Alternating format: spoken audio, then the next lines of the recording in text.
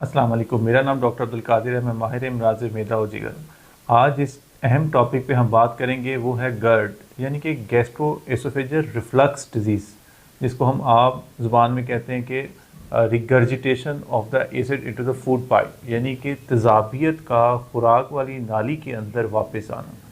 अच्छा, ज़्यादातर मरीज़ों के अंदर हमने देखा है कि अलामात आ रही है कि सीने में जलन, और ऐसे लगता है कि तेज़ाबियत ऊपर की तरफ, यानी कि जलन यहाँ से शुरू होती है और खुराक वाली नाली से लेके गले तक आ रही है। ये वो शिकायत है कि वो हम रूटीन में देख रहे होते हैं कि ज़्यादातर मरीज़ ये कंप्लेंट करते हैं कि उनको खाना खाने से पहले या बाद में सीने में मुसलसल जलन रहती है। अच्छा, सीने में जलन आने के लिए लोगों के अंदर कुछ मिथ्स भी हैं। लोग समझते हैं कि स्पाइसी फूड या फिर कुछ ऐसी खुराक में चीज़ें लाइक गरम गरम खाना खाने से स्पाइसेस अगर तेज़ रखें तो इस तरह की जलन शुरू हो जाती है। हालांकि ये बिल्कुल गलत है। स्पाइसेस फूड या स्पाइसी फूड से जलन नहीं होती।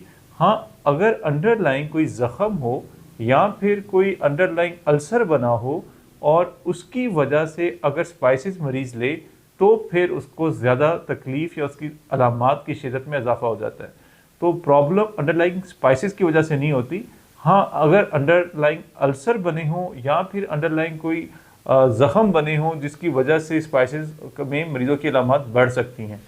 अब हम आ जाते हैं गर्ड के कॉजेज़ पे।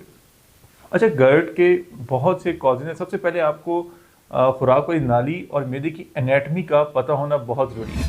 नॉर्मली अल्लाह ताला ने खुराक वाली नाली और मैदे के दरमियान, स्टमक के दरमियान में एक डोर बनाया हो जिसको हम लोअर एसोफेजियल स्फिंक्टर बोलते हैं। इस स्फिंक्टर का काम क्या होता है कि वो तेज़ाबियत को ऊपर नहीं आने देता और खुराक को वन वे डायरेक्शन की तरफ रखता है, यानी कि जो हम खाते हैं वो फॉरवर्ड डायरेक्शन की तरफ मूव करता है और रिफ्लक्स नहीं होता। कुछ मरीज़ों का वो डिफेंसिव सिस्टम, वो डोर जो खुराक वाली नाली और मैदे के दरमियान होता है, वो वीक हो जाता है। अब इस वीक होने की बहुत सी वजूहत हैं। या तो स्टमक के अंदर कोई ऐसा इन्फेक्शन हो जाए या जिसमें H pylori one of the cause है। इसके अलावा बेजा दर्द की दवाइयों का इस्तेमाल अगर मरीज़ करता हो, या फिर कुछ ऐसी हकीम या देसी मेडिसिन हैं जो कि मैदे की तेज़ाबियत को बहुत ज़्यादा बढ़ा देती हैं, जिसकी वजह से वो जो स्फिंक्टर होता है, वो बैरियर जो होता है वो डैमेज हो जाता है, जिसकी वजह से रिफ्लक्स होना शुरू हो जाता है और तेज़ाबियत की शिद्दत बढ़ती रहती है। अच्छा, कुछ मरीज़ों के अंदर एनाटमी में कंजेनाइटल तौर पे ही एक डिफेक्ट होता है जो उस डोर को परमानेंटली ओपन रखे हुआ होता है, जो उस डोर को परमानेंटली ओपन रखता है, जिसकी वजह से स्टमक अपनी नॉर्मल पोजीशन से शिफ्ट होकर खुराक वाली नाली में आ जाता है, जिसको हम मेडिकल टर्मिनोलॉजी के अंदर हियाटल हर्निया बोलते हैं। हियाटल हर्निया की वजह से भी मरीज़ों के अंदर गर्ड या तेज़ाबियत या सीने में जलन की बहुत ज़्यादा अलामात आना शुरू हो जाती हैं। अब इन सब चीज़ों को डिस्कस करने के बाद अब हम आते हैं कि इसको ट्रीट कैसे किया जाता है। कुछ सिंपल लाइफस्टाइल मॉडिफिकेशन। एक तो सबसे इम्पोर्टेंट ये है कि स्मॉल फ्रीक्वेंट मील्स, और अगर अंडरलाइन कोई चीज़ है जिसके साथ आपका एसिडिटी बढ़ रही है, जिसमें दर्द की दवाइयाँ और जिसके अंदर बेजा मेडिसिन जो कि हकीम मेडिकेशंस होती हैं, होम्योपैथिक मेडिसिन, उनका कम इस्तेमाल, और साथ में अगर अंडरलाइन कोई इन्फेक्शन है उसका प्रॉपर ट्रीटमेंट कर लिया जाए, या फिर अंडरलाइन जो एनाटमी में प्रॉब्लम है, जो डोर की एनाटमी में प्रॉब्लम है, उसको एड्रेस कर लिया जाए तो गर्ड की अलामात को बहुत हद तक कंट्रोल किया जा सकता है। अब हम आते हैं टेस्ट में। अच्छा, टेस्ट नॉर्मली रूटीन में हमने देखा है कि हर कोई एच pylori का टेस्ट करवा रहा होता है। पहले तो मैं आज आपको एक बात बताऊंगा, जलन के लिए जो एच pylori का ब्लड के अंदर टेस्ट होता है एंटीबॉडीज़ का, वो रिकमेंडेड नहीं है। वो ये शो नहीं करता कि आपके अंदर एच pylori इस टाइम एक्टिवली मौजूद है। हाँ, वो ये ज़रूर बताता है कि रीसेंट या पास्ट में ये जरासीम आपके अंदर आया है, लेकिन एक्टिव स्टेटस के लिए ये टेस्ट मुफीद नहीं है। इसके लिए हमारे पास टूल एंटीजन का टेस्ट है या फिर एक एंडोस्कोपिक प्रोसीजर है। अच्छा, दूसरे नंबर पे एनाटमी में अगर कोई प्रॉब्लम है या डोर की वीकनेस हुई है जिसकी वजह से गर्ड हो रहा है, सीने में जलन हो रही है, तेज़ाबियत हो रही है, उसके लिए एक सिंपल सा टेस्ट है एंडोस्कोपी, जिसके ज़रिए हम कैमरे के ज़रिए जाके एनाटमी को आइडेंटिफाई करते हैं कि उसमें कोई प्रॉब्लम तो नहीं है, बैरियर डिफेक्ट तो नहीं है, स्फिंक्टर जो प्रॉपर फंक्शन उसका करना चाहिए वो कर रहा है कि नहीं कर रहा।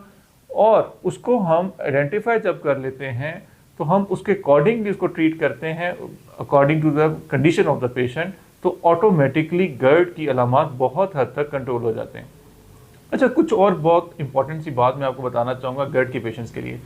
GERD के पेशेंट्स के लिए ज़रूरी है कि वो खुराक को थोड़ा थोड़ा करके लें, पोर्शन मील लें। पेट भर के एट अ टाइम अगर आप खाना खाएंगे उससे भी बोझ बनेगा और तेजाबियत आपकी रिफ्लक्स की सूरत में वापस आएगी। इसी तरह खाना खा के फ़ौरन लेटना, ये एक ऐसी आदत है जो GERD के पेशेंट्स के लिए बहुत प्रॉब्लम करती है। जब भी खाना खाएं थोड़ी चहलकदमी लाजमी करें और एटलीस्ट आधा घंटे या घंटे का गैप लाजमी होना चाहिए लेटने के लिए।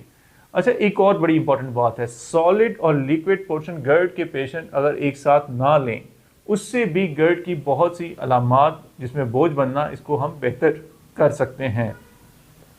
इसके अलावा रात का खाना सोने से 3-4 घंटे पहले, अगर आप रात का खाना सोने से 3-4 घंटे पहले खा लेते हैं तो उससे भी GERD की अलामात को काफ़ी हद तक रोका जा सकता है।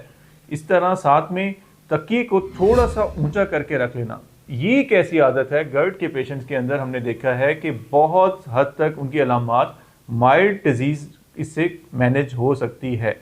इस तरह अगर वेट ज़्यादा है, ओबेसिटी है, फैट कंटेंट ज़्यादा है एब्डोमिनल, तो एक्सरसाइज से, वेट रिडक्शन से भी GERD की अलामात बहुत हद तक कंट्रोल की जा सकती हैं।